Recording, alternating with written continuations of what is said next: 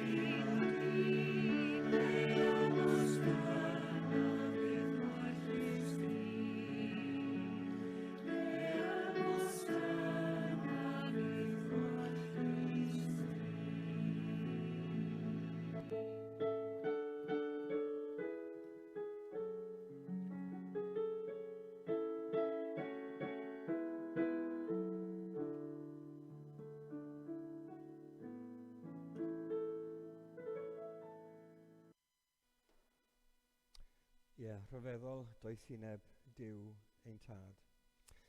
Gawyn i'r plant dod i'r blaen os gwelwch yn dda. Mae gen i rhywbeth i ddangos i chi. Dwi'n mynd i eistedd lawr fan hyn, a gewch chi eich eistedd fan'na. Bore da.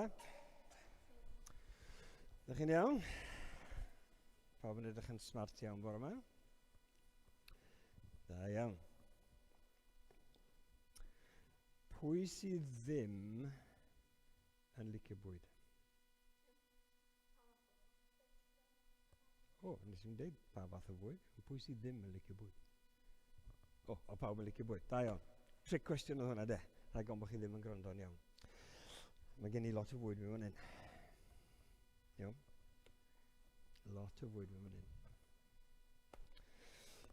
Os na rhywun yn... Wel, gael ofyn i chi, beth yw'ch hoff fwyd chi? Ia. Burgers. Burgers. Lasagna.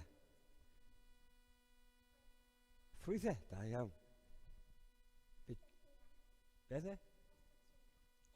Pasta tuna. Wel, ie, chdi dde? Ie. Noodles. Right. Oce. O'n i'n clywed bod rhai yn licio burgers, so mae gen i burgers fan hyn. Oce.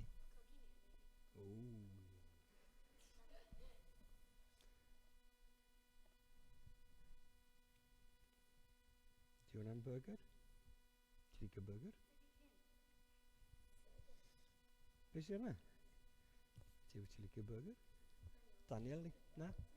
Ti licio burger? Ie. Mae gen i mwy nag un? Ti'n ddigon?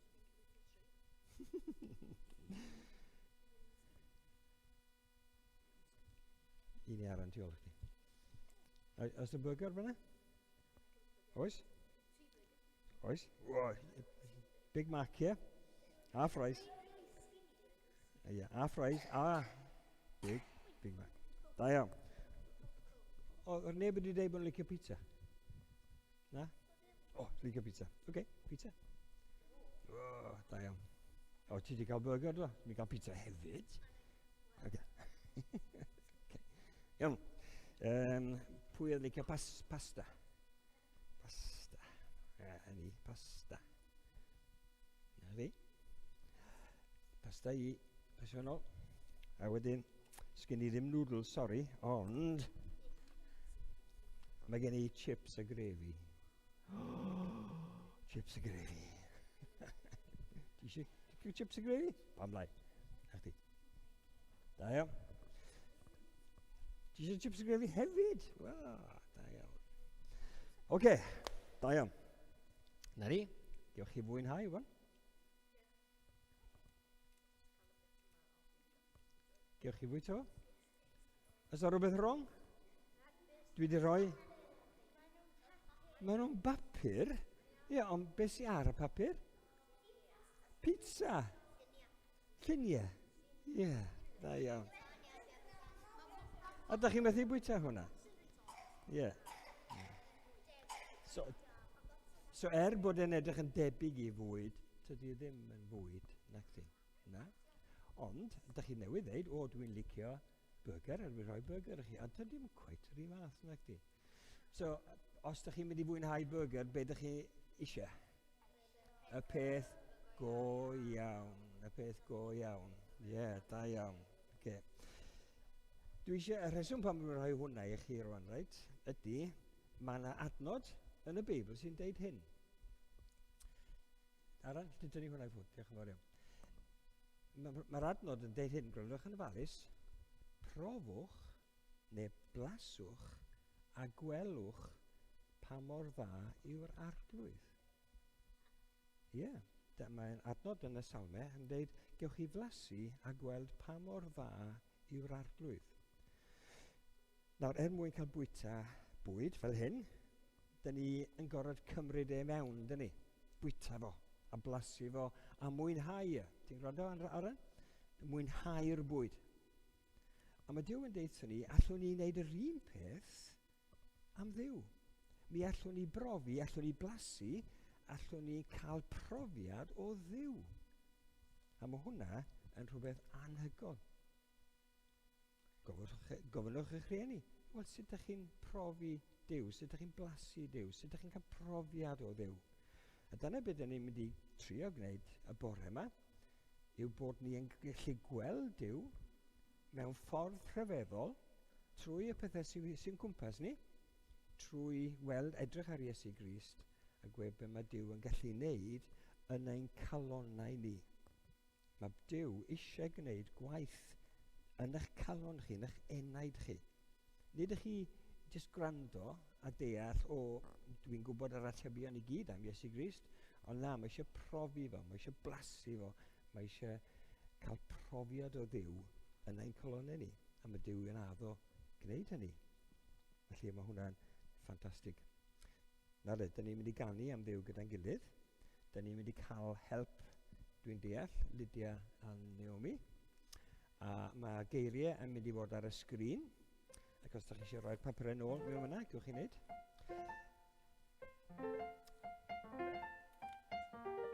Os ydych chi'n gwrando gerddoriaeth, ydych chi'n gwybod beth yw'r gan?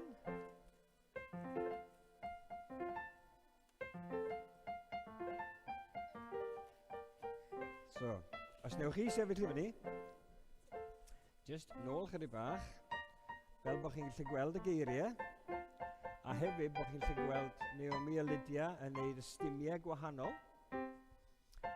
Mae'n Duw ni mor fawr, mor gryf ac mor... Does dim y tu hwnt iddo fe. Iawn?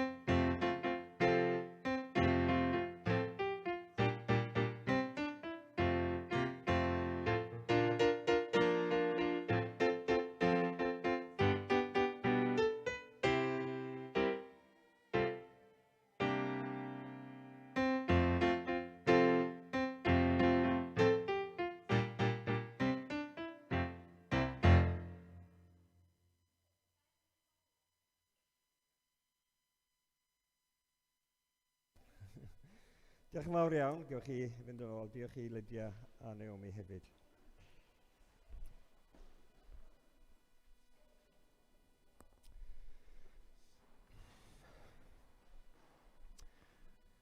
Da ni'n mynd i gael darlleniad o llythyr Paul at y Corinthiad.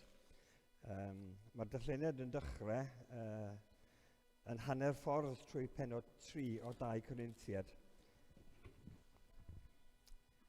Lle mae Paul yn sôn am gogoniant yr hen drefn, yr rheolau yna Duw wedi rhoi, ond mae yna ogoniant i weld yn yr arglwydd Iesu Grist. Gan fod gennym ni felly'r fath obaith, yr ydym yn hy iawn, ac nid yn debyg i Moses yn gosod gorchydd ar ei wyneb, rhag ofn i'r Israeliaid syllu ar ddiwedd y gogoniant oedd ei ddiflannu. Ond pylwyd ei meddyliau. Hyd y dydd hwn, pan ddarllenant yr hen gyfamod, y mae'r un gorchydd yn aros heb ei godi, gan mae yng Nghrist yn unig y symudir ef. Hyd y dydd hwn, pryd bynnag y darllenir cyfraith Moses, y mae'r gorchydd yn gorwedd ar ei meddwl. Ond pryd bynnag y mae rhywun yn troi at yr arglwydd, fe dynir ymaith y gorchydd. Yr ysbryd yw'r arglwydd hwn. A lle y mae'r ysbryd, a lle y mae ysbryd yr arglwydd, y mae'r rhyddid. Ac yr ydym ni i gyd, heb orchydd ar ein hwyneb, yn edrych, fel mewn drych, ar ogoniant yr arglwydd, ac yn cael ein trawsffurfio o ogoniant i ogoniant, yn wir lun ohono ef. A gwaith yr arglwydd, yr ysbryd, yw hyn. Am hynny, gan fod y weinidogaeth hon gennym trwy drigaredd Duw, nid ydym yn digaloni. Yr ydym wedi ymwrthod â ffyrdd dirgel a chywilyddus. Nid ydym yn arfer cyfrwystra nac yn llir ginio gair Duw. Yn hytrach, trwy ddwyn y gwirionedd i'r amlwg yr ydym yn ein cymeradwyo'n hunain i gydwybod pob un ger bron Duw. Os yw'n hefengil ni dan orchydd, yn achos y rhai sydd ar lwybr colledigaeth yma hi felly, yr angredinwyr y dallodd Duw'r oes bresennol ei meddyliau, rhag iddynt weld goleuni efengil gogoniant Crist, delw Duw. Nid ein pregethu ein hunain yr ydym, ond Iesu Grist yn arglwydd, a ninnau yn weision i chwi mwyn Iesu. Oherwydd y Duw a ddywedodd, llewyrched goleuni o'r tywyllwch, a lewyrchodd yn ein calonau, i roi i ni oleuni'r wybodaeth am ogoniant Duw yn wyneb Iesu Grist.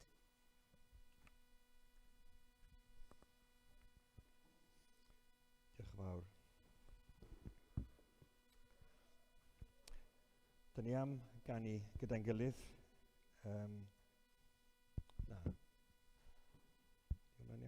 Gewn ni hywel i weddio, os gwelwch yn dda, a wedyn gewn ni ganu gyda'n gilydd.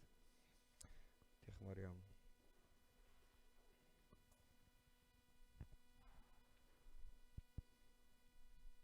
Gawn ni weddio fo'n gilydd.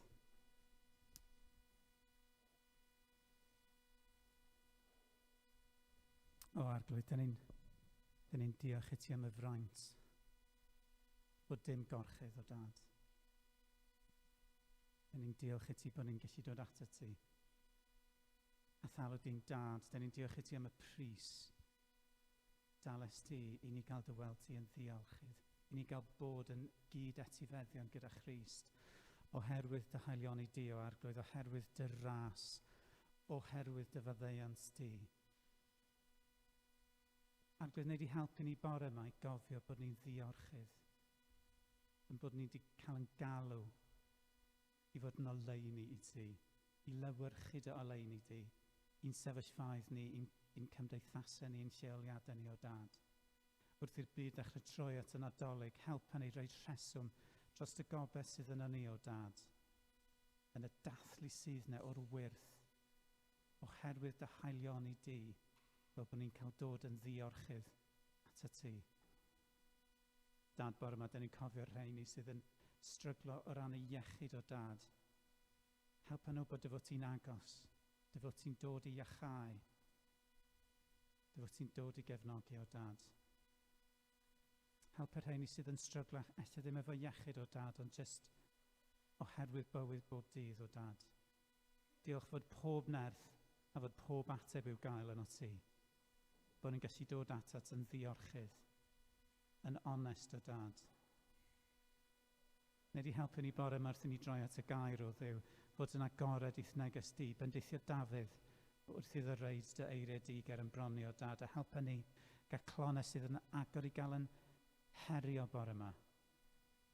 Wrth i ti yn hannog ni, wrth i ti'n helpu ni, wrth i ti roi bob dim sydd angen i ni fod yn oleuni, dad, ac i ni ddod ar goleuni i'n sefyllfaoedd ni. Diolch, does dim cyd-ddigwyddiad yno ti, ond yn hytrach dy fwriad tragwyddol di a'r waith yn bywydau ni. Helpa ni bore yma a drwy'r wythnos hon. Dyn ni'n gofyn yn enw ac yn heiddiant yr arglwydd Iesu Grist. Amen.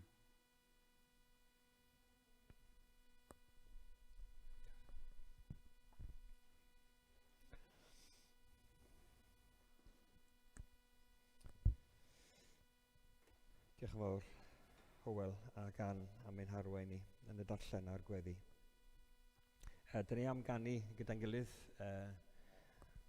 gweddi mewn gwirionedd i'r ysbryd glân ein helpu ni i weld beth sydd yng ngair Duw. Felly gawn ni ganu gyda'n gilydd.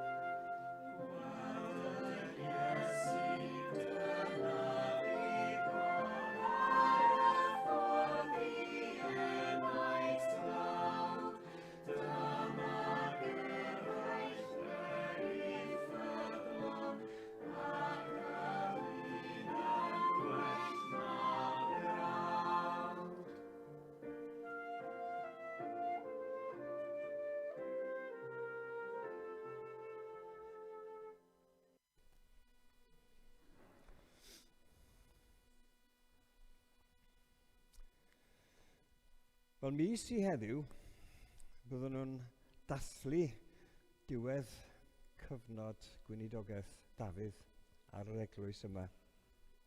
Ein gobaith ni yw bod ni'n gallu bod yma, clywed Dafydd yn pwyrgethu i bregaeth ola. Nawr dwi'n gwybod mae yna trefniadau dolyg yn golygu bod i bregaeth swyddogol felly yn dod yng nghanol mis Rhagfyr. Ond da ni hefyd yn gobeithio a gallwn ni fod yma cael pryd o fwyd gyda'n gilydd yn y neuadd yma yn Rhiwlas.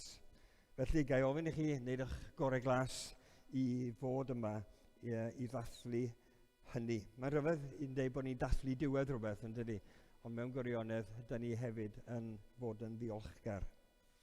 Dwi'n gwybod bod Dafydd wedi bod yn poeni tipyn am beth mae'n mynd i bregethu felly dros yr wythnosau. Pan ydych chi'n meddwl amdano fo, well, I want to go out to the bang type o beth.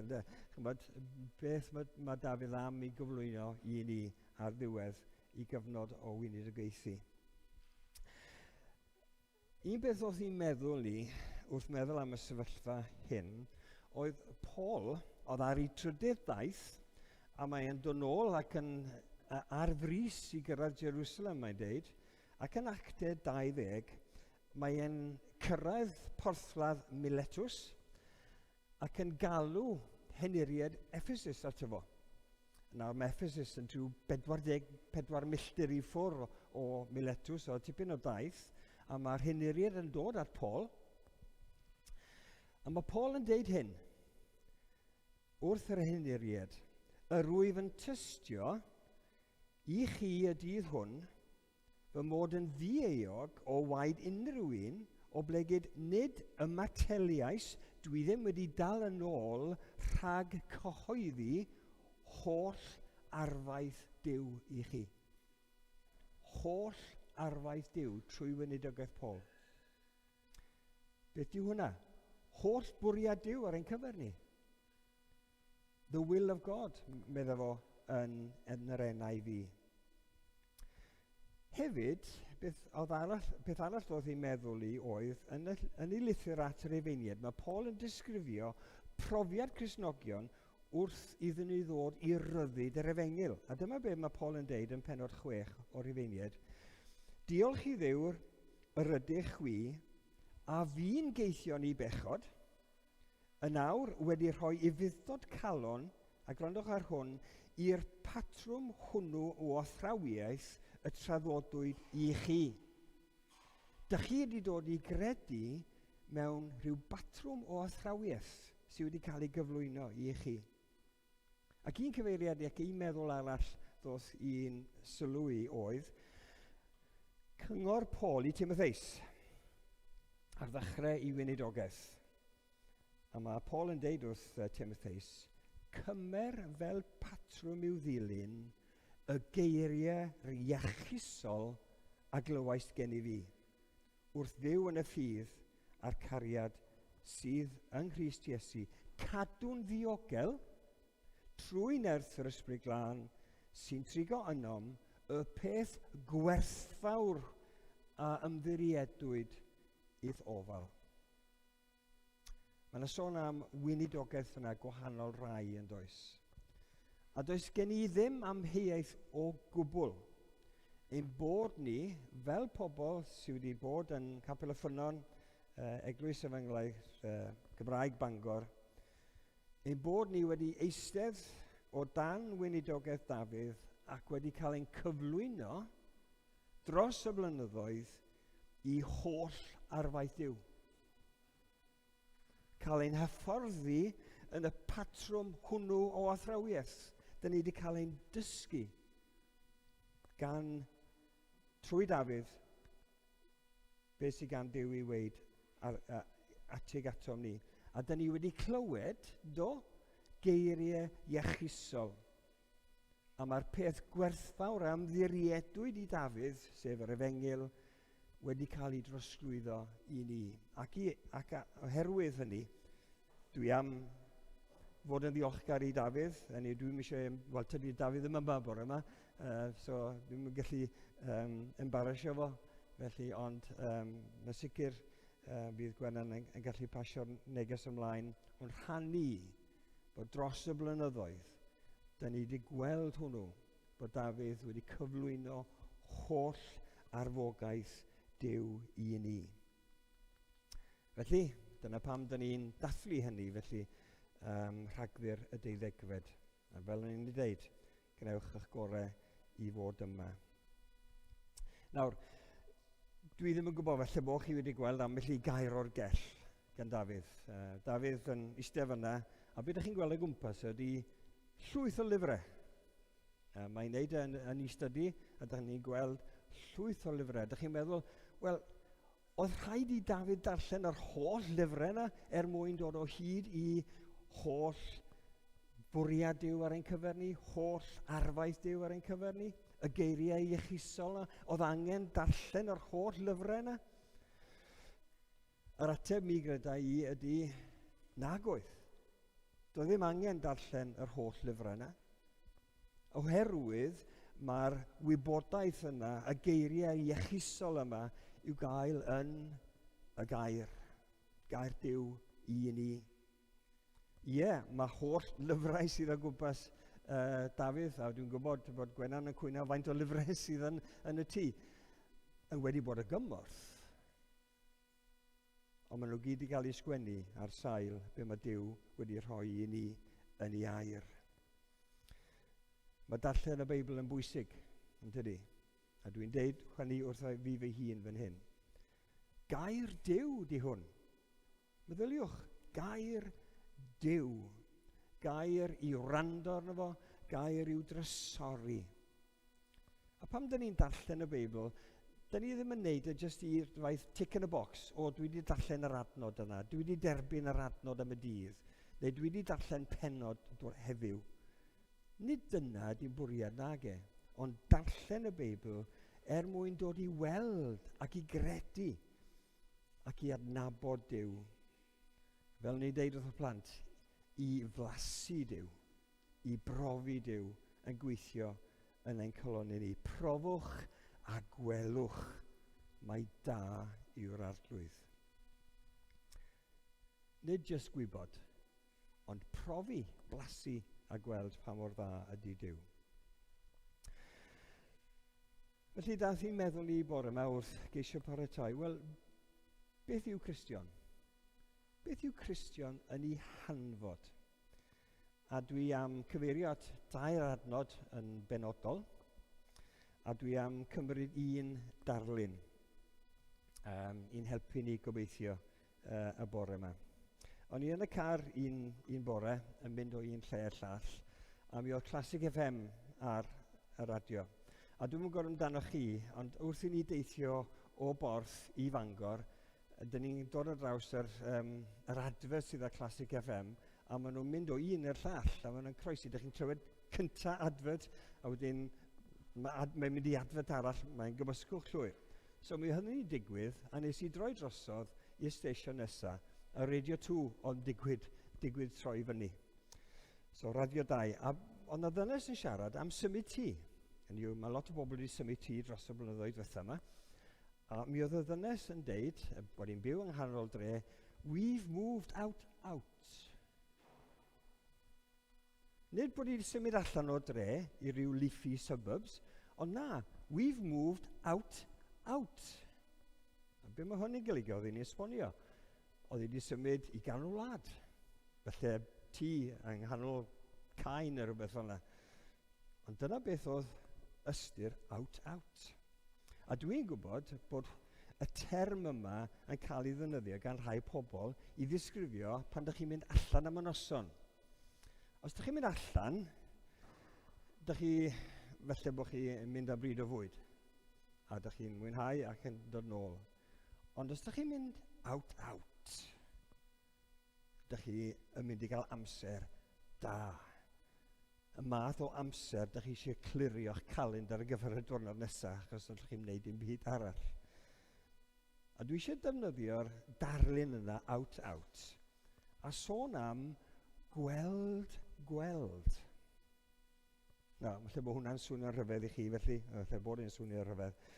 Ond dwi eisiau defnyddio'r term yma, gweld, yn sôn am ein be dyn ni'n deall o'r Beibl.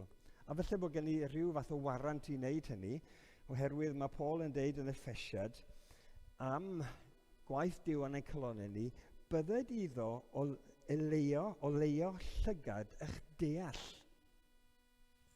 Nid ych chi weld â llygad naturiol, ond bod ni'n gweld efo llygad yn deall ni. I wybod beth yw'r gobaith sydd ymhlith yn ei alwad a beth yw cyfoeth y gogoniant sydd ar gael yr etifeddiaeth y mae e'n rhoi i chi ymhlith y saint. Mae modd i ni gweld. Un cyfeiriad arall felly sydd yn sort of cytuno efo hyn, mae Iesu'n deud, dwi wedi dod i'r byd yma i farnu y byd, i farnu y deithim i'r byd hwn, mwyn i rhai nad ydynt yn gweld, gael gweld. Nad oedd Iesu ddim yn siarad efo pobl dall, yn naturiol ddall, ond oedd yn dymuno i bobl gweld go iawn beth oedd ei weinidogaeth o. Felly, dwi am cyfeirio at 3 peth y bore yma. A'r peth cyntaf dwi eisiau deud wrthych chi ydy gweld Duw. Mae'r Beibl yn dechrau, yn dydi, yn Genesis. Yn y dechrau, creu Duw y nefoedd a'r ddaear. A wrth ddarllen tudalennau y Beibl, dyn ni'n gweld yn eitha clir bod yr holl stwff sydd o'n cwmpas ni ddim jyst wedi ymddangos trwy siawns neu trwy hap a damwain, ond bod yna gynllunydd y tu ôl i'r cyfan. Nawr, bydd rhai pobl yn meddwl am y great designer, ond mae Duw yn deud, fi y Duw byw sydd wedi creu y cyfan. Duw yw'r creor. Os nad ydych chi'n credu bod Duw wedi creu'r byd, wel, mae rhaid gael esboniad arall am sut mae'r byd yma wedi dod i fod. Ond mae Duw yn deud wrthyn ni, dwi wedi creu y byd. Ac wrth i ni edrych ar y natur o gwmpas, dyn ni'n gweld trefn, harddwch a mawredd Duw. Ac mae unrhyw un yn gallu dod i'r casgliad, mae'r byd mae anhygol pan dyn ni'n meddwl amdano fo, a felly bod yna rhywun i tu ôl iddo fo, a mae rhywun yn gallu just deud hynny a leave it there. Ond mae Christian yn deud, dwi'n edrych ar harddwch y greadigaeth a dwi'n gweld Duw. A dyma'r adnod dwi eisiau i gyfeirio ato fo. Felly wrth wneud y pwynt yma, y mae'r nefoedd yn adrodd gogoniant Duw a'r ffurfafen y mynegu gwaith i ddwylo. Nawr, dwi wedi rhoi taflen i'r plant, maen nhw'n gallu trio ateb ambell i gwestiwn fel maen nhw'n dweud, ond jyst meddwl am y rhyfeddod sydd o'n cwmpas ni. Rhyfeddod y myd natur. Meddyliwch am olygfeydd gwahanol, am harddwch blodau, am rywiaeth creaduriaid ar y tir ac ar y môr. Ac os dyn ni'n meddwl amdano fo, mae'n tynnu'ch anadl chi ffwrdd yn dydi. A bydd un person yn dweud, waw, mae'n rhyfeddol. A mae'n gadael e fyna.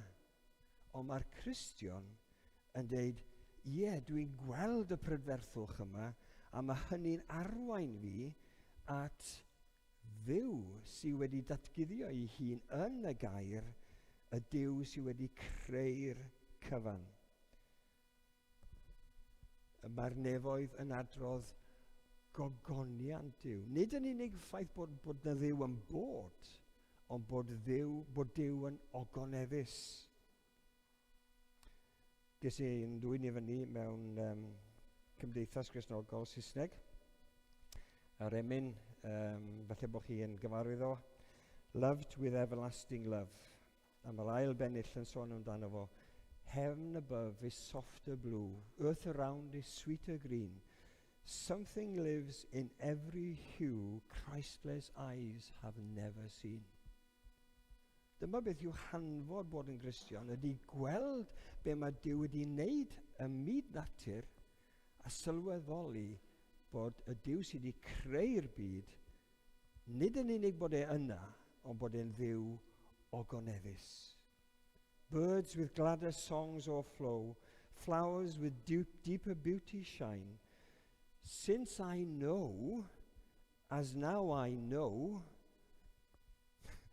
and you doesn't byd yn reiddio fan hyn, nag oes, since I know, as now I know, gweld a gweld, I am his, and he is mine. Mae gweld, nid yn unig yn cydnabod bwydolaeth Duw, ond dod yn wyneb a gogoniant Duw. A mae hynny yn arwain ni felly i addoliad. Nawr wrth gwrs mae'r Beibl nid yn unig yn deud bod Duw yn greawdwr, ond mae'n rhoi'r fath o ddarlun o Dduw sydd yn y Beibl. Pa fath o Dduw dyn ni'n addoli? Mae'n llawn cariad, mae'n gyfiawn, mae'n sanctaidd, mae'n berffaith, mae'n ogoneddus. Felly, bydd un yn gweld, ond bydd y Cristion yn gweld. Psalm 139, adnod 14, a dwi'n defnyddio cyfeithiad William Morgan fan hyn. Clodforaf di, canis ofnadwy a rhyfedd am gwneud. Mae'r salmydd yn edrych arno ei hunan fel un sydd wedi cael ei greu gan Dduw. Rhyfedd yw dy weithredoedd, am henaid a wyr hynny yn dda. Sylwch, rhyfedd am gwneud, a nid dwi deall hynny, nag e. Mae yna rhywbeth dofn am ynghalon ni sydd yn deud am henaid a wyr hynny yn dda. A dwi'n meddwl, hanfod bod yn Gristion ydy gweld y Duw yn ei agoniant ac wedi perswadio yn fewnol ac yn ddofn am hynny gan waith yr Ysbryd Glân. Felly, mae gweld Duw yn ei agoniant yn troi yn addoliad. Yr ail beth dwi eisiau sôn amdano fo ydy gweld Iesu Grist. Gweld Duw, gweld Iesu Grist. Mae Iesu'n berson hanesyddol, person go iawn. Nid yn unig yn y Beibl yma mae sôn am yr arglwydd Iesu Grist, ond byddwch chi'n cael ei hanes o mewn hen lyfrau eraill hefyd. Am ei fywyd, am ei weithredoedd, am ei wirthiau. Cafodd ei groesolio, atgofododd o'r bedd ac wedi esgyn yn ôl i'r nef. Bydd gwersi crefyddol yn yr ysgol yn sôn am Cristnogaeth. Byddwn nhw'n deud yr hanes wrthoch chi. Byddwn nhw'n deud beth sydd yn wir am Iesu Grist wrthoch chi. Os ydych chi'n googlo Iesu Grist, dowch chi draws Wikipedia, a mae beth sydd yn Wikipedia yn adlewyrchu beth sydd yn y gair. A bydd pobl yn cael ei atgoffa am Iesu Grist amser Nadolig, amser Pasg. A mae pobl yn gwybod am Iesu Grist. Mae rhai yn cymryd mwy o ddifri nag eraill. Ond ar un olwg, mae yn bosib i chi a fi i wybod am, neu gweld Iesu. Allwn ni adrodd ffeithiau am Iesu, a da chi blant yn cael eich dysgu am Iesu Grist yn eich cartre, da chi'n dod i'r ysgol Sul, a mae'n beth da, dylech chi fod yn ddiolchgar bod Duw yn rhoi i chi y cyfle yma i ddysgu rhywbeth am Iesu. Ond mae angen fod mwy na just dysgu, mae angen mwy na just gweld Iesu, mae angen gweld Iesu. Mae Ioan yn cyflwyno Iesu ni yn ei efengil. Nid yn unig fel person hanesyddol, ond fel Duw. Sylwch ar adnod yma, grandwch. Daeth y gair, sef Iesu Grist, yn gnawd, a ffriswylio yn ein plith, yn byw yn ein plith ni, meddai Ioan, llawn gras y gwirionedd. Da ni wedi gweld pa mor dda oedd o Iesu yn y byd yma yn gwneud y pethau nath o. Ond mae Ioan mynd ymlaen i ddeud, gwelsom ei ogoniantef. A dyma beth yw gweld. Gwelsom ei ogoniantef. Gogoniant fel unig fab yn dod oddi wrth y tad. Felly ar un olwg mae'n hawdd i ni wybod y ffeithiau am Iesu. Ond beth am i weld yn ei ogoniant?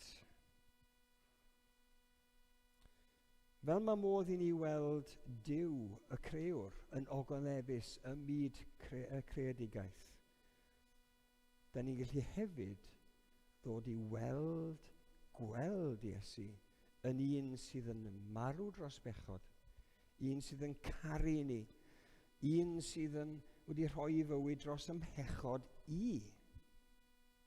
Nid pechod y byd yn gyffredinol, a mae hynny wir, ond ymhechod i, a mae'r arglwydd Iesu Grist wedi wneud. A mae hynny yn ogoneddus. Sylwch ar yr adnod yma yn 2 Corinthiaid 4:6. Dyn ni wedi cael y darlleniad bore yma. Dwi'n meddwl mae hwn di'r adnod nage, dos yn ôl. Na fo, gad hwnna fo, mae'n iawn. Sylwch ar yr adnod yma. Oherwydd Duw a ddywedodd, llywyrched goleuni o'r tywyllwch, a llywyrchodd y goleuni i roi i ni, pobl, allwn ni blasu profi Duw, mae rhoi i ni oleuni'r wybodaeth am ogoniant Duw yn wyneb Iesu Grist. Da chi'n gweld? Nid dod i wybod am Iesu Grist, ond gweld Iesu Grist yn ei ogoniant yn fab Duw. Mae'r hen ddywediad yna, da ni'n clywed gymaint ohono fo dyddiau yma, you've seen the light, ynddo? Ond dyma beth yw e. Lle mae person unigolyn, chi fi yn gallu dod i gweld gogoniant Iesu Grist wrth i'r ysbryd glân weithio yn ein calonau ni a cymhwyso gwaith i'r ysbryd, i'n calonau ni trwy waith yr ysbryd glân. Gwrandwch ar y geiriau mynd o Hebreaid, pennod 1, adnod 3, lle mae'n deud, a mae'n sôn am Iesu Grist, yw disgleirdeb gogoniant Duw. Chi'n gwybod, mae'r gair yma gogoniant yn cael ei adrodd drosodd. Iesu Grist yw disgleirdeb gogoniant Duw, ac y mae stamp ei sylwedd arno, stamp Duw arno fo, ac mae'n cynnal pob peth a'i air nerthol.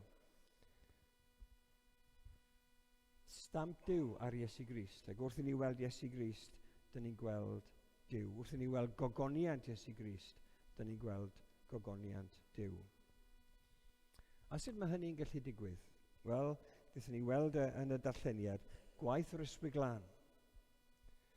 Ac os ydych chi a fi yn dymuno profi Duw, yn ddwfn yn ei calonau ni, mae rhaid i ni ofyn i'r ysbryd glân i'n helpu ni, i ddangos i ni Duw, i ni weld Duw yn rhan o'r greadigaeth, ac i ni gweld Iesu Grist yn waredwr i ni. Ond mae'r Beibl yn dangos un beth arall. A hwn ydy'r pwynt ola, sef gweld chi a fi. Mae'r Beibl yn deud wrth chi a fi gwybodaeth amdano ni ein hunain. Nôl i ddechrau'r Beibl eto. A nôl, dwi newydd cyfeirio at bod Duw wedi creu'r byd. Ac yn Genesis 1, adnod 26 a 27, mae Duw yn rhan o'r greadigaeth yn deud hyn. Gwnawn ddyn ar ein delw yn ôl ein llun ni. Mae Duw yn creu chi a fi, a mae yna rhywbeth arbennig amdano ni. I lywodraethu ar bysgod o môr, ar adar yr awyr, ar anifeiliaid gwyllt, ar yr holl ddaear, ac ar bob beth sydd ymlusgo'r y ddaear. Felly creodd Duw ddyn ar ei ddelw ei hun. Ar ddelw Duw y creodd ef, yn wryw ac yn fenyw y creodd hwy. Dyn ni wahanol i'r anifeiliaid, yn dyn ni? Mae hwn yn amlwg, dwi'n credu. Dynion a merched, chi a fi, yw pinnacle creadigaeth Duw. A mae Duw wedi rhoi i ni y gallu yna, a'r hawl yna i reoli ei greadigaeth ef. Mae Duw wedi gosod trefn ar ddynoliaeth i reoli. Chi a fi i reoli i greadigaeth ef. Nawr, mae COP26 wedi bod ymlaen am bythefnos ydw. A dyn ni'n cael yn atgoffa ni o hynny, felly. Ni sy'n gyfrifol am y ddaear o'n gwmpas ni. Ac os nad ni'n gweithredu'n gyfrifol, mae pethau'n mynd o ddrwg i waith. A mae rhaid ni'n neud rhywbeth amdano fo. Ond mae'r Beibl yn dawel ynglyn â beth mae delw Duw wir yn ei olygu. Yr unig beth allai i ddeud chi bore yma, os ydy Duw wedi'n creu ni ar ei lun a'i ddelw ef, a creu pawb, y rhai sy'n mewn llywodraeth, a'r dynion sydd wedi cael ei roi mewn carchar oherwydd drygioni. Mae pob un wedi cael ei wneud ar lun a delw Duw. Pobl cyfoethog, pobl tlawd, pob un wedi cael ei wneud ar lun a delw Duw. Be mae hwnna'n golygu? Mae'n golygu bod ni mewn rhyw ffordd yn adlewyrchu yr hyn sy'n wir am Dduw. Os rhywun yn rhoi 2 lun i chi felly, dwi'n gwybod llawer am arlunio. Mae chi'n rhoi 2 lun i chi. maen nhw'n deud chi, wel, pa un ydy llun Constable a pa un llun ydy llun Picasso? Os o'n ni hyd yn oed yn gallu deud, wel, mae hwn yn llun gan Constable. Dwi'n sort of gyfarwydd a nodweddion arlunio Constable, ond mae hwnnw yn nodweddiadol o lluniau Picasso. Ym byd cerddoriaeth, os ydych chi'n gwrando ar ddarn o gerddoriaeth, mi fyse rhywun yn gallu dweud, o mae hwnnw, mae'r gerddoriaeth yn nodweddiadol o waith Carl Jenkins. A mae Duw am i ni wybod, chi a fi, bod y dynoliaeth yn cynnwys chi a fi mewn rhyw ffordd yn adlewyrchu yr hyn sydd yn wir am Dduw. Ac fel mae'r nefoedd yn datgan gogoniant Duw, dyn ni hefyd yn dangos yr hyn sydd yn nodweddu Duw fel yr un sydd wedi'n creu ni. Meddyliwch am hynny. Chi'n eistedd fan hyn. Chi yn wneud pethau gwahanol yn ystod wythnos. Dych chi wedi cael eich creu ar lun a delw Duw. Ac wrth wneud y pethau yma, dych chi'n adlewyrchu rhywbeth am Dduw ei hun. Mae hynny'n anhygoel. Ond, mae gynnon ni huge o broblem, does? Ar wahân i COP26, beth sydd wedi bod yn newyddion wythnos yma? Y newyn yn Afghanistan. Fforduriaid ar y ffin rhwng Belarus a Poland. Da ni'n gweld hanes, da ni'n clywed am hanes yn pobl yn cael ei stabio ar strydoedd ein gwlad ni. Creu ar lun a delw Duw? Ydyn ni'n fel pobl yn dangos nodweddion Duw? Ydyn, ond mae yna broblem enfawr. Mae'r Beibl yn deud, a mae hynny i gael yn ysgrythur, bod dyn a dynes cyntaf wedi cael ei greu mewn perthynas da efo Duw, mae yna rhywbeth wedi mynd o le. Mae yna dorri perthynas wedi bod, oherwydd anifuddod y dyn a dynes cyntaf, ac yn gwrthryfela yn erbyn Duw.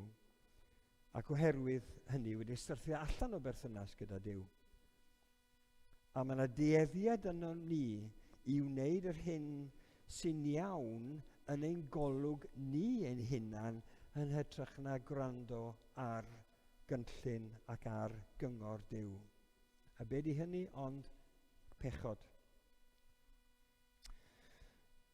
Nawr, ydy hyn yn golygu bod fel dynion y merched, bod ni wedi colli y ddelw yr ydym wedi cael ei greu yno fo o safbwynt Duw?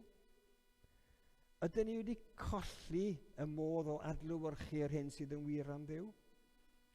Mae rhywun wedi deud, a dwi'n cofio pwy yn deud, man's fall into sin didn't destroy or remove the image of God, it disfigured it. Hyd yn oed fel pechaduriaid, dyn ni'n eog o pethau drwg, ond hefyd hyd yn oed trwy hynny, dyn ni'n gallu adlewyrchu yr hyn sydd yn wir am Dduw. Dyn ni'n gymysgedd rhyfedd o ddaioni a drygioni. A dyma be mae Beibl yn deud yn glir amdano chi a fi. Dyn ni'n gallu gwneud pethau da, ond hefyd dyn ni'n gallu gwneud pethau drwg. Mae Iago yn ei lythyr yn deud, a'r tafod, ar hwn y peth bach sy'n y ceg ni, a'r tafod ydym bendithio'r arglwydd a'r tad. A'r tafod hefyd, yr un ceg, yr un tafod, yr ydym mellithio y rhai aluniwyd ar ddelw Duw. Dyn ni'n lle deud pethau cas am pwy mae Duw wedi creu, yr un fath â ni. Dyn ni'n gymysgedd rhyfedd, oherwydd dyn ni yn bechaduriaid. Ond beth yw bwriad Duw ar ein cyfer ni? holl arfaeth Duw. Wel, ers y disaster yna yn Garfeden, mae Duw am ddod â ni nôl i berthynas ag ef ei hun, tydi. Adfer yn llwyr y berthynas yma oedd rhwng ni a Duw. Adfer y ddelw yna yn berffaith. Tynnu'r disfigurement yna oddi arno ni. A dyna stori'r Beibl. Holl gyngor Duw ar ein cyfer ni. A mae'n bwysig bod ni yn ffeindio hynny allan yn y Beibl. Ond mi greda i bod Duw a cynllun rhyfeddol ar ein cyfer ni, nid yn unig i ddod yn ni nôl i'r sefyllfa lle oeddwn ni yn Garfeden ar y dechrau, ond ein hadfer ni i safle lle byddwn ni byth eto yn gallu cyflawni pechod. Byddwn ni byth eto yn gallu gwrthryfela a Duw. Sylwch ar yr adnod yma. Ac yr ydym ni i gyd, heb orchydd ar ein gwyneb, mae hyn yn sôn am yr hen gyfraith, ond be mae'n deud, dyn ni'n edrych fel mewn drych ar ogoniant yr arglwydd ac yn cael ein trawsffurfio o ogoniant i ogoniant yn wir lun ohono ef. Dyn ni wedi cael ein creu ar lun a delw Duw. Ond mae holl arfaeth Duw ar ein cyfer ni yn dod â ni i man lle fyddwn ni'n debyg i Iesu Grist. A gwaith yr arglwydd, yr ysbryd yw hyn.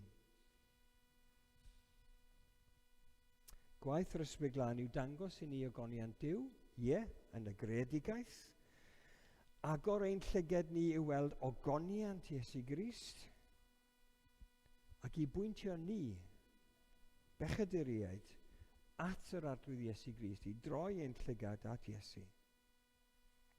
Adnod arall yn 2 Corinthiaid pennod 4 adnod 6 yn y darlleniad, oherwydd y Duw a dywedodd, llywyrchyd goleuni o'r tywyllwch, ac i le mae'r gweld a'r golem a mynd, a lywyrchodd yn ein calonau ni. A ni ceisio gweld, dweud wrth y plant, allwch chi brofi Duw, allwch ni blasu Duw, allwch ni cael profiad o Dduw yn gweithio yn ein calonau ni. A mae angen i'r ysbryd glân i weithio yn ein calonau ni. Llywyrchodd yn ein calonau ni i roi i ni y wybodaeth am ogoniant Duw yn wyneb Iesu Grist. A pan mae hynny'n dod yn wir yn ein hanes ni, pan mae'r ysbryd yn dechrau ei waith, mae e'n dechrau ei waith i wneud ni'n debyg i Iesu Grist, ein trawsffurfio ni. A bydd y gwaith yn cael ei orffen, nid yn y byd yma, ond yn y nefoedd. Fel mae Ioan yn ei efengil yn deud, gyfeillion annwyl. Yn awr, yr ydym yn blant Duw, dyn ni wedi gweld gogoniant Iesu Grist, gogoniant Duw. Ac nid ymlygwyd eto beth y fyddwn, yr ydym yn gwybod pan fydd ef yn ymddangos, yr arglwydd Iesu Grist yn dod nôl, y byddwn yn debyg iddo. Debyg i'r arglwydd Iesu Grist. Oherwydd cawn ei weld ef fel y mae. O'n i wedi gobeithio fyswn ni'n gallu canu ar y diwedd welen sefyll rhwng y myrtwydd gwrthrych teilwng o'm holl bryd. Ei fod, mae o ran yr rwy'n adnabod, ei fod i'ch law wrth rachau'r byd, henffych fore y caf ei weled fel y mae. Dyma beth yw, dwi'n meddwl, rhan o holl arfaeth Duw, neu holl arfaeth Duw ar ein cyfer ni. Ac fel sydd wedi cael ei bregethu'n ffyddlon o'r pulpud yma, mewn llefydd gwahanol, Dyn ni wedi bod mewn lot o lefydd gwahanol dod. Yn y capel lawr yn y garth, dyn ni wedi bod yn neuadd tu gefn i'r stryd fawr, dyn ni wedi bod yn lawr yn neuadd y garth, capel y ffynon i hunan ac yn Rhiwlas. Ond dys dim ots, nag oes. Lle bynnag mae'r efengyl yn cael ei bregethu, holl arfaeth Duw sydd yn cael ei bregethu. Y patrwm hwnnw o athrawiaeth, y geiriau iechusol, y peth gwerthawr ymddiriedwyd i ni. A mae'r cyngor y doethineb yn y Beibl ar ein cyfer. Sut i ddod yn Gristion yn y lle cyntaf, ac wedyn sut i fyw ac ymwneud â'n gilydd yn y byd, yn yr eglwys. Mae e gyd yma yn y Beibl. Darllenwch o. Darllenwch sut allwch chi a finne ddod allan o dywyllwch i'w ryfedd o leini ef. A gyfynnwch i Dduw trwy ysbryd i weithio yr hyn yn ddwfn yn eich calon chi, fel eich bod chi yn gweld gogoniant Duw. I ogoniant. Amen. Diolch am wrando. Felly, beth dyn ni'n mynd i ganu? Beth yw'r emyn? Beth yw'r teitl yr emyn, Caleb? Diolch yn fawr iawn. Nawn ni ganu hwn gyda'n gilydd.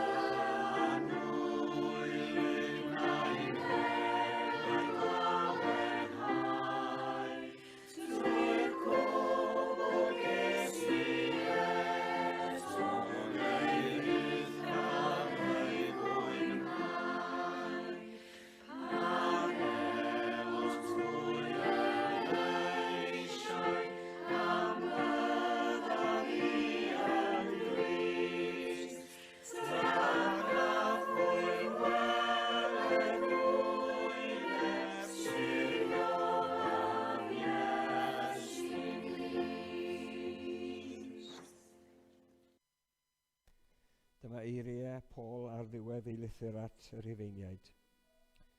Iddo ef sy'n abl i'ch gwneud yn gadarn yn ôl yr efengyl yr wyf fi yn ei pregethu, a'r genedwri am Iesu Grist, yn ôl y datguddiad o'r gelwch a fi'n guddiedig ers oesoedd maith, ond sydd yn awr wedi ei ymlygu trwy'r ysgrythurau proffwydol, ac wedi ei hysbysu o'r chymyn Duw tragwyddol i'r holl genhedloedd, i'w hennill i ffydd ac i fuddod, i'r unig ddoeth Dduw, trwy Iesu Grist, iddo ef y bôr gogoniant, am byth. Amen.